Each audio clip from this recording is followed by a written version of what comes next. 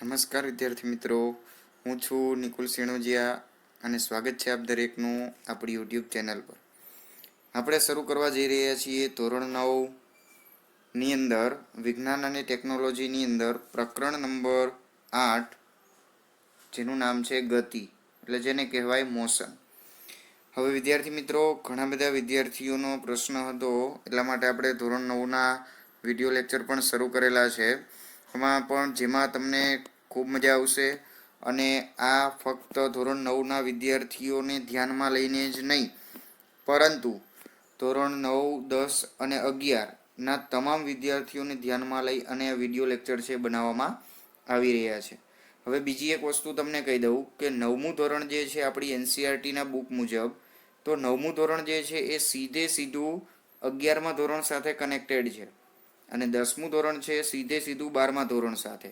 એટલે ટૂંકમાં આપણે 9મા ધોરણની અંદર જેટલો અભ્યાસ કરીશું એ 11મા ધોરણના તમામ કે નિયમો, મુદ્દાઓ જે આવે છે એની તમામ માહિતી કે નોંધ કરતા જશું અને એક એક મુદ્દો છે ક્લિયરલી આપણે સમજીશું. તો ઓકે, તો ચાલો વધુ સમય નહીં લેતા આપણે શરૂ કરીએ.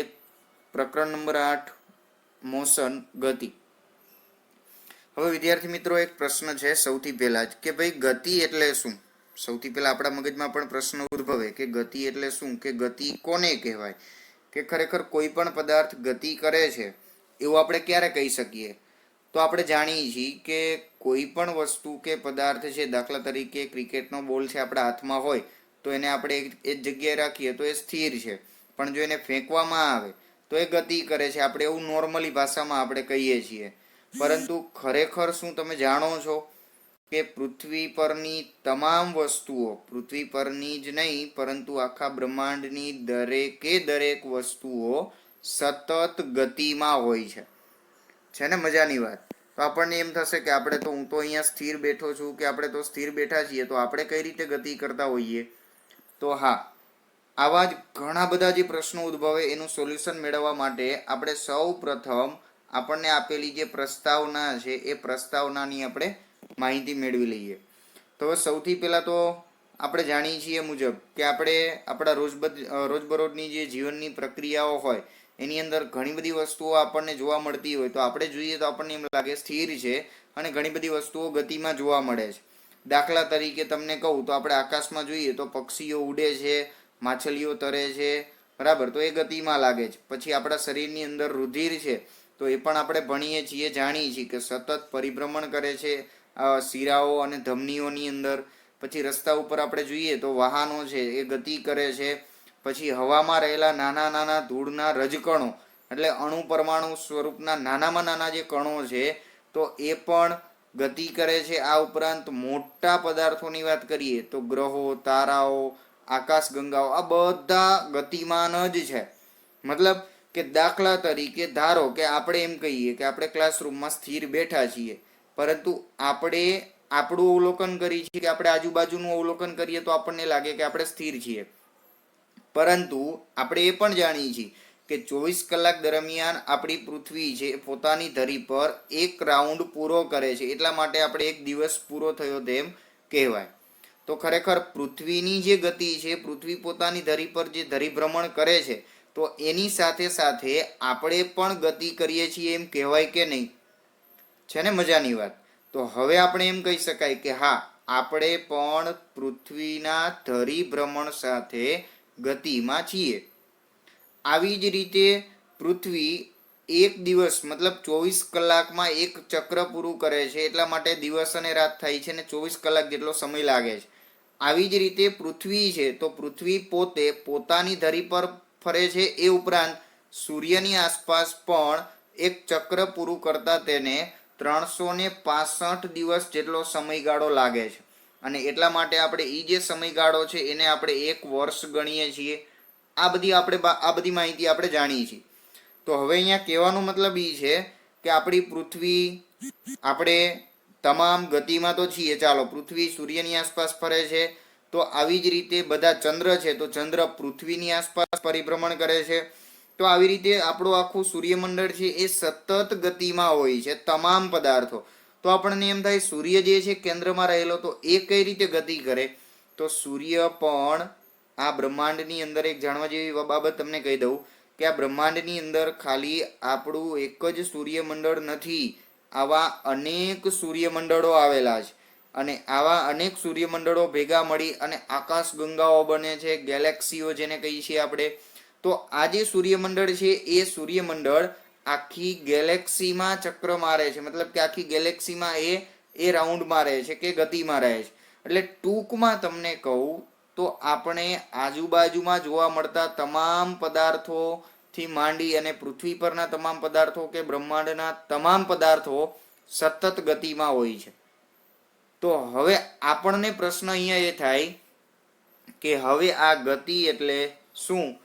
તો આપણે જાણીએ છીએ કે કોઈ પણ પદાર્થ છે જો એ સમયની સાથે પોતાનું સ્થાન બદલાવે, મતલબ કે જો સમય જેમ જેમ બદલાતો જાય તેમ તેમ કોઈ પણ પદાર્થ પોતાનું સ્થાન બદલે ત્યારે એ પદાર્થ ગતિમાં છે એવું આપણે કહીએ છીએ. આવું આપણે જાણીએ છીએ. તો હવે આ જગ્યાએ આપણે જાણવાનું એ છે કે કેટલીક ગતિઓ એવી છે કે પ્રત્યક્ષ અને અપ્રત્યક્ષ, મતલબ કે કેટલાક પ્રકારના પદાર્થોની ગતિ એવી હોય છે કે જેને આપણે કરી શકીએ છીએ અને કેટલાક પદાર્થોની ગતિ એવી છે કે જેને આપણે અવલોકન નથી કરી શકતા છતાં એનો અહેસાસ કરી શકીએ છીએ. દાખલા તરીકે આપણે અવલોકન કરીએ તો હવામાં ઉડતું જે પ્લેન છે તો એની આપણે ગતિ છે તો એની ગતિ આપણે નોંધી શકીએ કે ભાઈ હા એ ગતિ કરે છે. આવી જ રીતે તો એ પ્રત્યક્ષ ખ્યાલ કહેવાય. પરંતુ આવી જ રીતે જો હવા ધારો કે આપણે ઊભા હોઈએ અને આપણને પવનની લહેર આવે તો આપણે એમ કહીએ કે પવન આવે છે, મતલબ તો હવા ગતિ કરે છે પરંતુ હવાના એ જે નાના નાના કણ છે કે હવા દેખાતી નથી, તો એ અપ્રત્યક્ષ ખ્યાલ કહેવાય. એટલે ટૂંકમાં તમને હવે ખ્યાલ આવી ગયો હશે કે ગતિ એટલે શું? તો કે અહીંયા ગતિ એટલે આપણે જાણી ગયા કે ગતિ એટલે બીજું કાંઈ નહીં પરંતુ જો સમયની સાથે કોઈ પણ પદાર્થ છે એનું સ્થાન બદલાતું રહેતું હોય તો શું કહેવાય કે એ પદાર્થ ગતિમાં છે તેવું કહેવાય. એટલે કે આવા અઢળક ઉદાહરણો છે એની એક ઝલક મેળવી લઈએ કે ઉદાહરણ તરીકે હવાની ગતિનું ઉદાહરણ તો કે ધૂળના જે રજકણો છે એ ઉડે છે. આવી જ રીતે વૃક્ષની ડાળીઓ છે એ હલનચલન થાય છે, એના પર્ણો હલનચલન થાય છે, પછી સૂર્યોદય અને સૂર્યાસ્ત થાય છે, ઋતુ પરિવર્તન થાય છે. આવા તમામ જે ઉદાહરણો છે, તમામ પ્રકારની માહિતી છે, આના પરથી આપણે 100% કહી શકીએ કે તમામ પદાર્થો છે એ કેવા હોય છે તો કે ગતિમાં હોય છે. હવે બીજી બાબત આપણને અહીંયા આપેલી છે, જો કે ઋતુ પરિવર્તન પાછળ કયું કારણ જવાબદાર છે? શું તે પૃથ્વીની ગતિને કારણે છે? જો સાચું છે તો આપણે પૃથ્વીની ગતિનું અનુમાન પ્રત્યક્ષ રૂપે કેમ કરી શકતા નથી? અહીંયા આપણને સરસ મજાનો વિચારવા જેવો મુદ્દો આપેલો છે. હવે આ આપણે વિચારવા જેવો મુદ્દો એ છે, મેં હમણાં તમને કીધું એમ કે આપણે પૃથ્વી છે સતત ગતિ કરે છે અને મેં કીધું કે ધારો કે આ સૂર્ય છે અને સૂર્યની આસપાસ આ આપણી પૃથ્વીને ફરવા માટેની એની ભ્રમણ કક્ષા છે. ધારો કે પૃથ્વી આ ભ્રમણ કક્ષાએ ફરે છે, તો હવે જો પૃથ્વી સતત આ ભ્રમણ કક્ષામાં ફરતી હોય તો 365 દિવસ પૂરા થાય ત્યારે એ એક ચક્ર પૂરું કરી અને ફરી પાછું પોતાના મૂળ સ્થાને પહોંચે છે.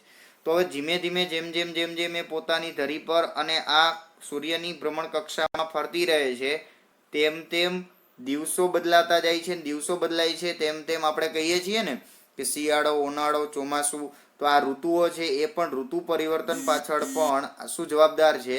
તો ઋતુ પરિવર્તન પાછળ પણ એ પૃથ્વીની જે ગતિ છે એ જવાબદાર છે એમ કહી શકાય. તો હવે આના ઉપરથી આપણને ખ્યાલ આવી ગયો કે ચાલો કોઈ પણ વસ્તુ છે એ ગતિ કરે છે. તો હવે કોઈ પણ વસ્તુ છે એ ગતિ કરે છે એ કઈ રીતે આપણને ખ્યાલ આવે? તો કે કોઈ પણ પદાર્થ જો સમયની સાથે પોતાનું સ્થાન બદલતો હોય, જો કોઈ પણ પદાર્થ કેવો કહેવાય તો કે સમયની સાથે પોતાનું જો સ્થાન બદલાતું હોય તો એ પદાર્થ ગતિમાં છે તેવું કહેવાય. હવે અહીંયા એક બીજી વિચારવા જેવી બાબત એ પણ છે કે એવા કિસ્સાઓ પણ બનતા હોય કે એવો કિસ્સો પણ વિચારી શકાય કે ધારો કે કોઈ એક જ વસ્તુ ઉપર આપણે ધ્યાન રાખીએ તો ધારો કે કોઈ એક બસ છે એની અંદર ધારો કે તમારું જ ઉદાહરણ લઈ લઈએ. ધારો કે આ રીતની એક સ્કૂલ બસ છે અને એ સ્કૂલ બસની અંદર આ રીતે તમે બારીની બાજુમાં અહીંયા તમે બેઠા છો. હવે અહીંયા બારીની બાજુમાં તમે બેઠા છો હવે તમે અને તમારી પાસે તમારું સ્કૂલ બેગ છે. હવે તમને મૂકવા આવેલ તમારા જે મમ્મી પપ્પા કે વાલી છે એ તમને બહારથી જુએ છે, બહારથી એ ઊભા ઊભા તમારું અને તમારા સ્કૂલ બેગનું અવલોકન કરે છે. હવે તમે બેઠા બેઠા જુઓ તો હવે અહીંયા જોજો, હવે અવલોકન કરજો ખાસ. હવે આપણે અહીંયા બેઠા બેઠા આપણી સ્કૂલ બેગનું અવલોકન કરીએ તો આપણી સ્કૂલ બેગ આપણને કેવી લાગે છે? તો આપણી સ્કૂલ બેગ છે આપણને સ્થિર લાગે છે. હવે આવી જ રીતે આપણા બહારથી મમ્મી પપ્પા જે આવેલા છે એ બહારથી આપણી સ્કૂલ બેગનું અવલોકન કરે તો એ સ્કૂલ બેગ છે એ ગતિમાં લાગે છે. તો હવે અહીંયા આપણને પ્રશ્ન થાય કે એક જ વસ્તુ છે એક જ સમયે કાં તો સ્થિર હોઈ શકે અને કાં તો ગતિમાં હોઈ શકે. બંને ઘટના છે અહીંયા શક્ય નથી. તો ખરેખર આવું બને છે કેમ? તો આ બનવા પાછળનું કારણ શું છે? તો કે વિચારો, આવું કેમ બન્યું? તો હવે આ બનવા પાછળનું કારણ શું છે? તો કે અહીંયા એના અવલોકન કરવા માટેના બે વ્યક્તિ છે એ બંને વ્યક્તિના સ્થાન કેવા છે? જુદા જુદા. મતલબ કે પહેલી જે વ્યક્તિ છે એ બહાર ઊભી છે અને બીજી વ્યક્તિ જે તમે પોતે બસમાં બેઠા છો. તો કે હવે એનો મતલબ શું થયો કે કોઈ પણ પદાર્થ સ્થિર છે કે ગતિમાં છે એનો ખ્યાલ કોના પરથી આવી શકે? તો કે એ પદાર્થનું અવલોકન તમે ક્યાંથી કરો છો એના પર આધાર છે. કારણ કે હવે તમે અવલોકન કરો છો તો એ અંદર જ બેઠા છો બસની અંદર, એટલા માટે તમને કેવી લાગે છે? બેગ છે તો એ સ્થિર લાગે છે. આવી જ રીતે જો બહારથી ઉભેલા વ્યક્તિ છે એનું અવલોકન કરે તો એને ગતિમાં લાગે છે. તો આનો મતલબ શું કહી શકાય? એનો અર્થ એક જ થયો કે બેગનું અવલોકન કયા સ્થળેથી કરવામાં આવ્યું એના પર આધારિત છે કે એ બેગ સ્થિર છે કે ગતિમાં.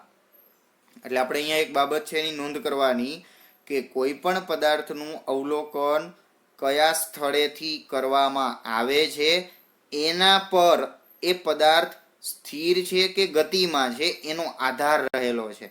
એટલે વિદ્યાર્થી મિત્રો, અહીંયા આજે મેં પ્રશ્ન તમને કીધો એ ખાસ નોટ કરી લેજો, કારણ કે અહીંયા આ પ્રશ્ન છે ઘણી વખત પૂછાય છે અને કદાચ ન પૂછાય તો પણ તમારા માટે મોસ્ટ આઈએમપી પ્રશ્ન છે, યાદ રાખવા માટે અને મુદ્દાઓ ક્લિયર આગળ વધુ ને વધુ સમજવા માટે.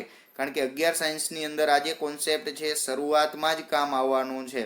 એટલે ખાસ યાદ રાખજો, કોઈ પણ પદાર્થનું અવલોકન, કોઈ પણ પદાર્થ સ્થિર છે કે ગતિમાં છે એમ ક્યારે કહેવાય?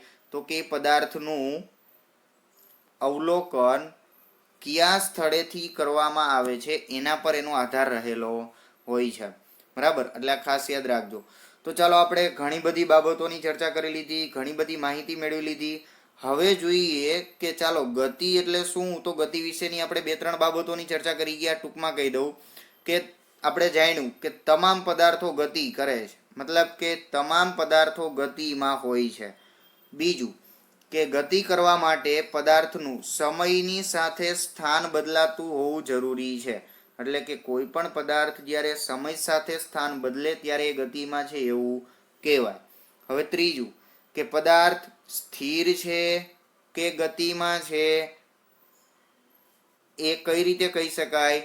તો કે એ પદાર્થનું અવલોકન કયા સ્થળેથી કરવામાં આવે છે તેના પર એનો આધાર રહેલો હોય છે. બરાબર? હવે આવી જ રીતે તો ચાલો હવે આપણે ગતિ વિશેની મોટા ભાગની બેઝિક જે માહિતી છે એને આપણે એકઠી કરી લીધી છે.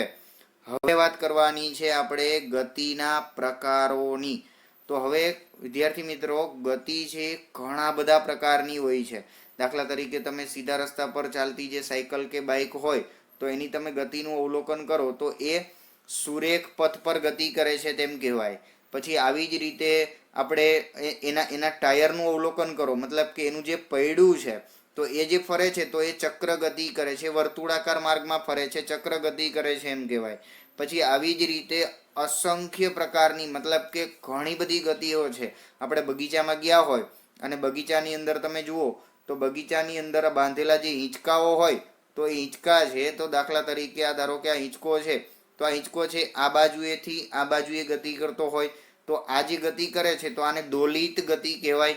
આવી જ રીતે ઊંચક નીચક જે હોય, મતલબ કે આપણે જાણીએ છીએ કે બગીચાની અંદર આ ઊંચક નીચક છે તો કે એ આ જ રીતે એ પોતાના આ જે વચ્ચેનો જે પોઈન્ટ છે, મિડલ પોઈન્ટ, એનાથી ઉપર નીચે એ મતલબ તો એ પણ દોલિત ગતિ કરે છે એમ કહેવાય.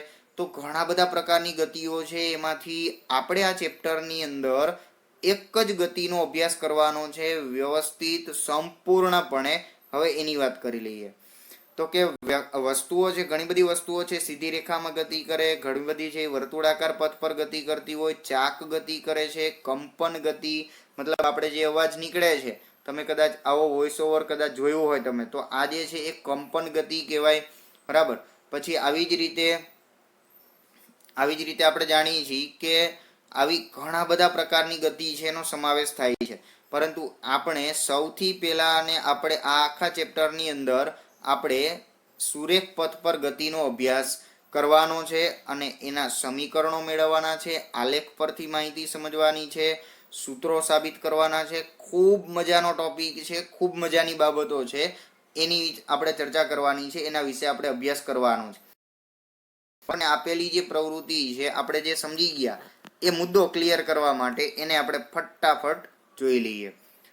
પહેલી પ્રવૃત્તિ કે તમારા ક્લાસરૂમની દિવાલો સ્થિર અવસ્થામાં છે કે ગતિમાન. તો આપણે કઈ જગ્યાએથી આપણે બહારથી અવલોકન કરીએ, અંદરથી, તો આપણને કેવી લાગે? સ્થિર. હવે આપણે એક અનુભવ કર્યો હશે કે આપણે ટ્રેનમાં બેઠા હોઈએ અને આપણી બાજુની ટ્રેન છે એ જો ગતિ કરતી હોય, આપણે ટ્રેનમાં બેઠા છીએ, બાજુમાં ટ્રેન ઊભી છે, હવે બાજુની ટ્રેન છે એ ગતિ કરે તો આપણને એમ લાગે થોડા સમય માટે કે આપણી ટ્રેન છે ગતિ કરે છે. પરંતુ ખરેખર એ જે અનુભવ થાય છે, તો આવા જે અનુભવો થયા હોય એ તમારા વિદ્યાર્થી મિત્રો સાથે શેર કરવા, ખાસ કરીને, જેથી કરીને આવા મુદ્દાઓની ચર્ચા કરવાથી પણ ખૂબ જ વિજ્ઞાન ક્ષેત્રે આપણું મગજ છે એ ખૂબ જ મતલબ કે ખૂબ જ આપણે વિચારશીલ મગજ થાય આપણું. એટલા માટે આપણે આવા મુદ્દાઓની ચર્ચા કરવી જરૂરી છે. બરાબર છે. એટલે હવે ટૂંકમાં એક નાનકડો વિચારવા જેવો મુદ્દો પણ આપણને આપેલો છે કે દાખલા તરીકે આ બધી ગતિઓ છે, તો આપણને એમ થાય કે બધી ગતિ છે ફાયદાકારક હોય, તો જરૂરી નથી. કે નિશ્ચિત અને અનિશ્ચિત પ્રકારની જે ગતિઓ હોય તો ક્યારેક ફાયદામાં ક્યારેક નુકસાનમાં પણ હોઈ શકે છે. એટલે કહેવાનો મતલબ કે ધારો કે અનિશ્ચિત હોય, અનિશ્ચિત ગતિ, આપણે અત્યારે હાલમાં જાણીએ છીએ કે તાઉતે વાવાઝોડું હતું, તો એ તોફાન આવે, એનાથી પૂર આવે. બરાબર છે. તો એ આપણા માટે નુકસાનકારક છે. પછી આવી જ રીતે આવી ઘણી બધી પ્રકારની જુદી જુદી એવી ઘણી બધી ઘટનાઓ હોય, તો એની પણ તમારા મિત્રો સાથે તમારે ચર્ચાઓ કરવી. હવે ત્યાર પછી હવે આપણે આગળના ચેપ્ટરની અંદર, મતલબ કે આ ચેપ્ટરની અંદર આપણે વાત કરવાની છે ગતિની. એમાં વાત કરવાની છે સુરેખ પથ પર ગતિની. તો હવે જો સુરેખ પથ પર આપણે ગતિની વાત કરવાની છે, તો એની અંદર આપણે સૌથી પહેલા ગતિનું વર્ણન જોઈ લઈએ, મતલબ કે ડિસ્ક્રાઇબિંગ મોશન. હવે વિદ્યાર્થી મિત્રો, સાથે સાથે આપણે અંગ્રેજી શબ્દો પણ સાથે સાથે પાકા કરવાના છે, એટલે એના પર પણ આપણે ફોકસ કરતું રહેવાનું છે ખાસ. તો હવે વાત કરીએ ગતિની, કે ચાલો ગતિનું મારે વર્ણન કરવું છે. તો કોઈ પણ પદાર્થ ગતિ કરે છે એવું મારે કેવું હોય તો હું ક્યારે કહી શકું? તો આપણે જાણીએ છીએ કે જો પદાર્થ સમયની સાથે સ્થાન બદલાવે તો તે પદાર્થ ગતિ કરે છે એમ કહેવાય. પરંતુ આવી જ રીતે કોઈ પણ પદાર્થે હવે કેટલી ગતિ કરી એને આપણે જાણવું હોય, તો એ જાણવા માટે આપણે સંદર્ભ બિંદુ નક્કી કરવું પડે. તો હવે સંદર્ભ બિંદુ એટલે વળી શું? તો આ વળી શું નવું આવ્યું? તો નવું કાંઈ નથી, ખાલી આપણે જાણીતી માહિતી છે એને વિજ્ઞાનની ભાષામાં અલગ શબ્દોથી ઓળખાતી હોય એને આપણે આપણા શબ્દોમાં ઢાળવાની છે. બસ આટલું જ કરવાનું છે. ધારો કે એક બેસ્ટ ઉદાહરણ આપું સંદર્ભ બિંદુ માટે. તો ધારો કે તમારા ઘરેથી તમારા સ્કૂલનું અંતર, ધારો કે અહીંયા હું એમ કહું કે અહીંયા આપણું ઘર છે અને અહીંયા આપણી શાળા આવેલી છે. તો કે આપણા ઘરેથી આપણી સ્કૂલનું જે અંતર છે એ આપણા ઘરેથી આપણી શાળા છે 10 કિલોમીટર દૂર આવેલી છે. તો હવે તમને કોઈ પૂછે કે તમારી સ્કૂલ ક્યાં છે, તો આપણે શું કહીએ કે અમારા ઘરથી 10 કિલોમીટર દૂર આવેલી છે. તો આ જગ્યાએ શાળાને દર્શાવવા માટે આપણે કોનો ઉપયોગ કર્યો? તો કે આપણા ઘરનો. તો આપણું ઘર આ જગ્યાએ આ બાબત માટે કે આખા કિસ્સામાં આપણા ઘરનું જે ઉદાહરણ લીધું, તો આપણું જે આ ઘરનું ઉદાહરણ છે આને કહેવાય સંદર્ભ બિંદુ. બસ આટલું જ, બીજું કાંઈ જ નહીં. બરાબર. આપણે કોઈ પણને એડ્રેસ પૂછતા હોઈએ કે આપણને કોઈ પણ પૂછે ત્યારે આપણે પણ એમ કહીએ છીએ કે આ બિલ્ડિંગ છે કે આ કોલોની છે કે અહીંયા આવું વૃક્ષ હશે, અહીંયા બેંક આવેલી છે કે આ ગલી હશે કે આવું સર્કલ છે, ત્યાંથી આટલું થાય, અહીંયાથી આટલું થાય. તો આપણે જે વસ્તુ દર્શાવવા માટે કોઈ પણ પદાર્થ કે કોઈ પણ જગ્યાનું સ્થાન આપણે ચોક્કસપણે દર્શાવવા માટે જે કોઈ પણ અન્ય બિંદુનો ઉપયોગ કરી છીએ એ અન્ય બિંદુને સંદર્ભ બિંદુ તરીકે ઓળખવામાં આવે છે. બરાબર ને? તો હવે તમને ચોક્કસ ખ્યાલ આવી ગયો હશે. તો ધારો કે હજી આપણે એક બે ઉદાહરણ લઈએ. ધારો કે હવે હું અહીંયા એમ કહું કે ધારો કે આપણી સ્કૂલ રેલવે સ્ટેશનથી, ધારો કે આપણી નજીકમાં રેલવે સ્ટેશન આવેલું હોય તો રેલવે સ્ટેશનથી એમ કહું કે આપણી સ્કૂલ છે રેલવે સ્ટેશનથી 2 કિલોમીટર દૂર છે. તો ચાલો જણાવો આમાં મને કે રેલવે સ્ટેશન અને સ્કૂલ આ બેમાં સંદર્ભ બિંદુ કોણ કહેવાય?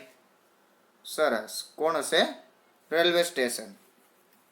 તો રેલવે સ્ટેશનને આપણે ઉપયોગમાં લઈ અને આપણી સ્કૂલ છે એને નિર્દેશ કરી છીએ, એટલા માટે આપણે શું કહેશું કે રેલવે સ્ટેશન છે એને શું કહેવાય? તો કે એને આપણું સંદર્ભ બિંદુ કહે છે. તો હવે જો સંદર્ભ બિંદુ જે છે ને એને આપણે મુદ્દાઓ સમજવા માટે આપણે એને ઉદ્ગમ બિંદુ તરીકે પણ લઈએ છીએ. મતલબ કે સંદર્ભ બિંદુને આપણે સમજવા માટે ઉદ્ગમ બિંદુ